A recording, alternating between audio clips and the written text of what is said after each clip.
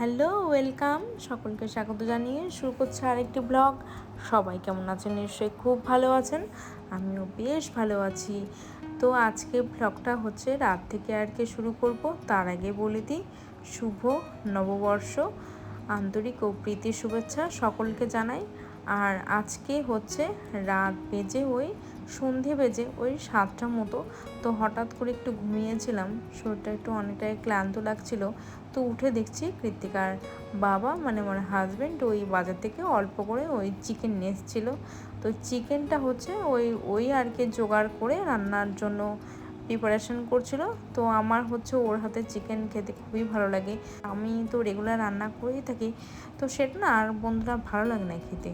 তো সেই জন্যই ভাবছিলাম যে, আর এদিকে হচ্ছে 1 কাপ চা করে নিয়েছিলাম। তো ওদিকে হচ্ছে হাজব্যান্ড চিকেনটা রান্না করছে, তো আমি একটু সহযোগিতা করছি মাত্র।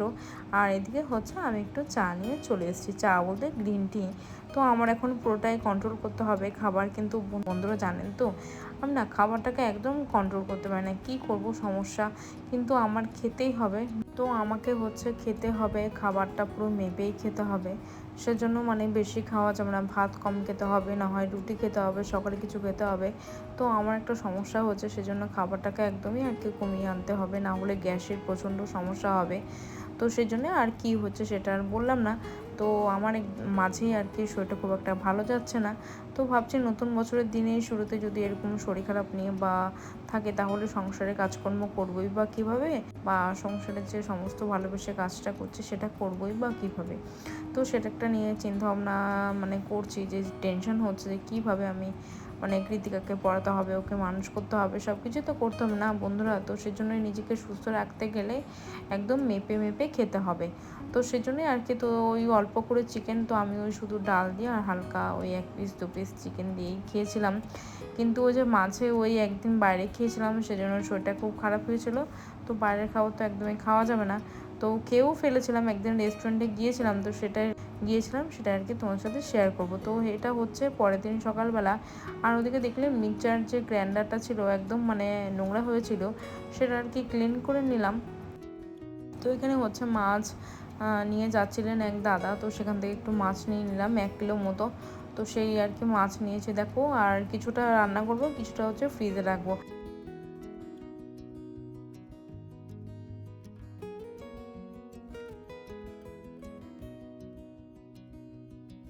আর এদিকে দেখো সকালের ব্রেকফাস্ট, ডিম আর একটু লেবু, 3টে মাত্র লেবু, কারণ কৃতিকাকে দিয়েছিলাম স্কুলে টিফিন। তো আমি ওদিকে যা বাকি ছিল সেই লেবুটাই নিয়েছি। আর এখানে হচ্ছে সুজির একটু উপমা করেছিলাম, হালকা ফুলকা মতো, কিছুই ছিল না ঘরে। আর তোমরা দেখতে পেলে এটা কার হাত? এটা হচ্ছে আমাদের কি বলবো মহারাজ। এটা হচ্ছে এসছে, ভালো হয়েছে, খুবই ভালো হয়েছে। পরে আমি আর খাইনি, ও খেয়ে নিয়েছিল। তো পরে আমি চিড়ে দিয়ে আর টক দই দিয়ে খেয়েছিলাম, ব্রেকফাস্টটা করেছিলাম। তো এদিকে দেখো দুপুরবেলা চলে এসেছি, পুজো টুজো সেরে এই পয়লা বৈশাখের দিনে ভাবলাম যে চাদরটা তো নিয়েছি, বেডশিটটা তো নতুনটা পেতেই ফেলি। বাড়িতে এসে দিদি নাইটি দিয়ে যান বা জামা কাপড় দিয়ে যান, তো তার থেকে রেখেছিলাম, সেই দিদির থেকেই রেখেছিলাম।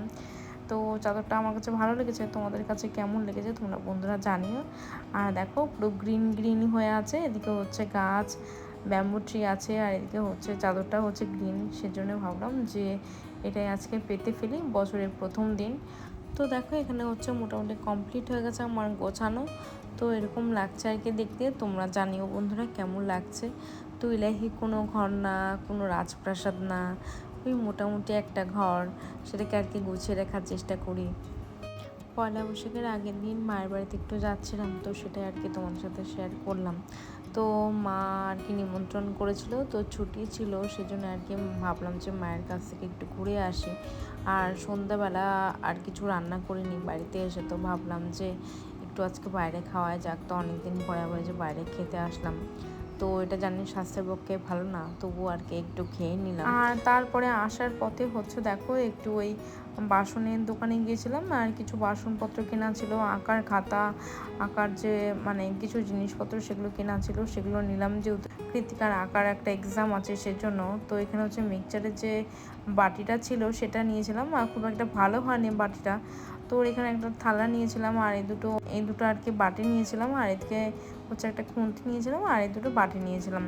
তোমরা হয়তো বলতে পারো যে স্টিলের বাসন কেন আমি দেখাচ্ছি বা কী কারণে দেখাচ্ছি। তোমরা যেহেতু আমার পরিবারের সদস্য, সেই জন্যই তোমাদের সাথে সব কিছু শেয়ার করি, তার জন্যই আর কি তোমাদেরকে দেখালাম। আর আমি বাসন হচ্ছে এই আলমারিতে রেখে দিই, যেহেতু কোনো জামা কাপড় থাকে না, তো এখানে হচ্ছে রেখে দিই। তো মাও চলে এসেছিল, মাকেও এক প্রকার আর কি ডেকেই এনেছি।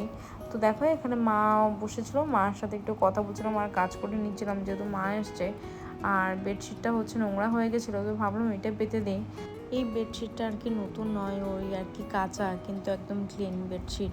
তো মাই বললো যে এটাই পাত, তো আজকে থাকবো, একদিনের মতো থাকবো, নতুন পেতে লাভ নেই, ওই আবার নোংরা ধুলো পড়বে, সেজন্য আর কি এটাই পাতা। ঘরটাকে ভাবছিলাম যে একবারে ক্লিন করে নিই, তো ক্লিন করলে হচ্ছে মায়েরা সমস্যা হবে না ধুলোতে। তো সমস্ত কিছু ধুলো পড়েছিল, দেখো একটু একটু করে সব কিছু মুছে নিচ্ছি। তো এখানে হচ্ছে মা আর কি রাতে থাকবে, তো সেই জন্য আর কি আর রাতে কিছু রান্না করতে হবে। তো মা আসছে যেহেতু, আর এদিকে হচ্ছে চেয়ারটা বন্ধুরা এত ধুলো পড়েছিল, তো সেই জন্য মার সাথে কথা বলছিলাম। আর দেখো এখানে মুছছিলাম, যে সকাল থেকে যে সমস্ত কাজ করছি সেটাই তোমাদের শেয়ার করছি। আর গত ভিডিওতে যারা যারা কমেন্ট করেছিলেন তাদেরকে অসংখ্য অসংখ্য ধন্যবাদ, অসংখ্য অসংখ্য ভালোবাসা। তোমরা এইভাবেই সাপোর্ট করো, আর তোমরাও এগিয়ে যাও, আর তোমাদের অনেক অনেক ভালোবাসা। তো সবার নাম পড়তে পারছি না।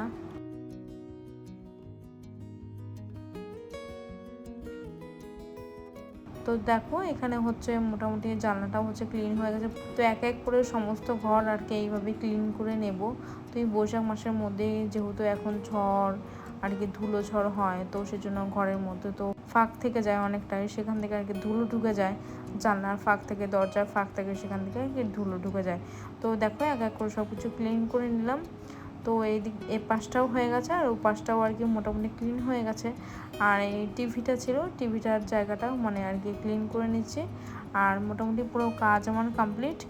আর বন্ধুরা হচ্ছে তোমরা খুব ভালো থেকো, আজকের ভিডিওটা বেশি লম্বা করবো না। তোমরা খুব ভালো থেকো, সুস্থ থেকো, সাবধানে থেকো। ভালো লাগলে লাইক করে সাবস্ক্রাইব করে পাশে থেকো। আবার দেখা হবে অনেকটি ব্লগে, ততক্ষণের জন্য টাটা। আর তোমরা এইভাবেই পাশে থেকো, আজকাল বেশি লম্বা করছি না। টাটা, থ্যাংক ইউ, ধন্যবাদ।